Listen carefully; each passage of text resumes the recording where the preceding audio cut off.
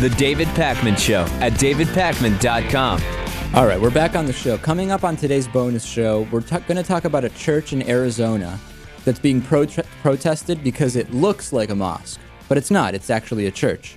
And we'll talk about the first actual death panels, and they're more connected with Jan Brewer in Arizona than to any crazy liberal healthcare reforms. And also, there's a bizarre shooting of two twin girls that's being called a double suicide attempt. It's a bizarre story, Lewis. We'll talk about all of that and more in the bonus show. But now I want to get to this John McCain situation on Don't Ask, Don't Tell.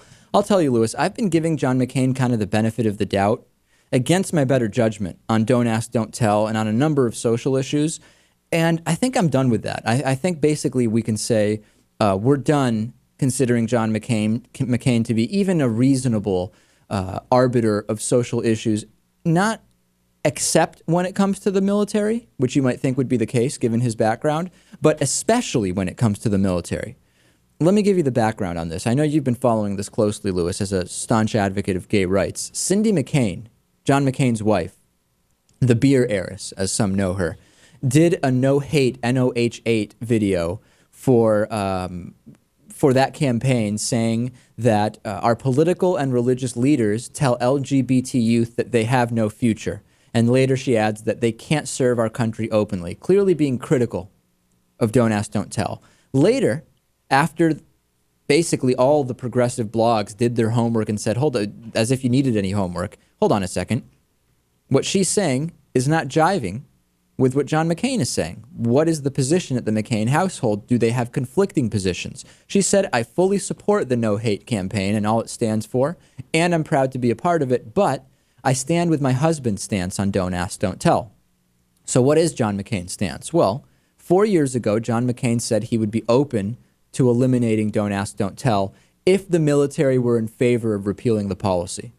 Now, at the last State of the Union address, Barack Obama said he would like to repeal Don't Ask, Don't Tell, and John McCain said, we need to study that, we need to look into it. Fair enough, I agree. We now have gotten information about a study on Don't Ask, Don't Tell that will be coming out on December 1st. We already know the key point, which is the results will indicate nothing bad will happen, as if we needed $1 million study to figure that out. And it might actually be positive. The effects, I think the wording it uses is the effects will be non-existent, mixed, or positive. So apparently that's not the right study for John McCain. Less than a month ago, he vowed to filibuster any attempt to repeal Don't Ask, Don't Tell. And now, after we have gotten this leaked information, he's saying, let's move the goalpost down the field. Let's change what the goal is here. I'm going to play for you what John McCain now wants before he would get behind repealing Don't Ask, Don't Tell. It's going to become apparent to you right away, if you're going to think about this critically in any way, that by the time what McCain wants is actually completed, he'll be long gone from the Senate. Let's take a look. Saying we need a thorough and complete study of the effects, not how to implement a repeal, but the effects on morale and battle effectiveness. That's what I want. And once we get this study, we need to have hearings and we need to examine it and we need to look at whether it's the kind of study that we wanted. It isn't in my view, because I wanted a study to determine the effects of the repeal on battle effectiveness and morale. What this study is designed to do is to find out how the repeal could be implemented. Okay. No, John, that's actually not the case. The actual leaked information is what would the effect be.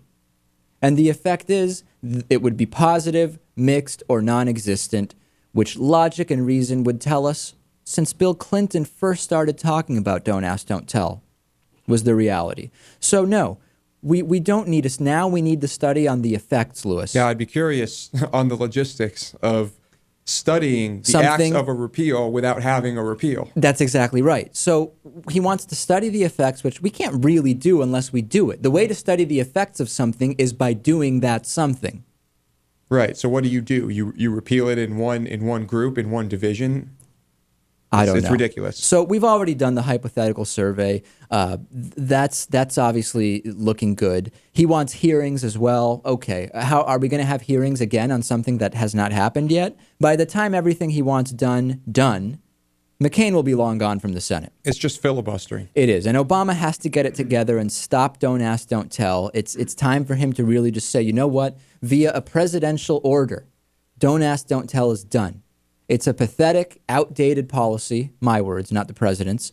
It is clearly hurtful to the military. I think over 11,000, a year ago, we could identify over 11,000 people who were turned away or removed or did not join. And even that did not join is very hard to measure, Lewis. Very, very hard to measure. That's just the next estimate. The David Pakman Show is made possible by listeners like you and by Greenfield Savings Bank, building a strong community one account at a time, with neighborhood offices in Greenfield, Amherst, Conway, Shelburne Falls, South Deerfield, and Turners Falls, and online at greenfieldsavings.com. By the Daily Hampshire Gazette and GazetteNet.com, connecting our communities with local news and information. By DIF Design, specializing in custom business websites at difdesign.com. Find out more about underwriting The David Pakman Show at davidpakman.com.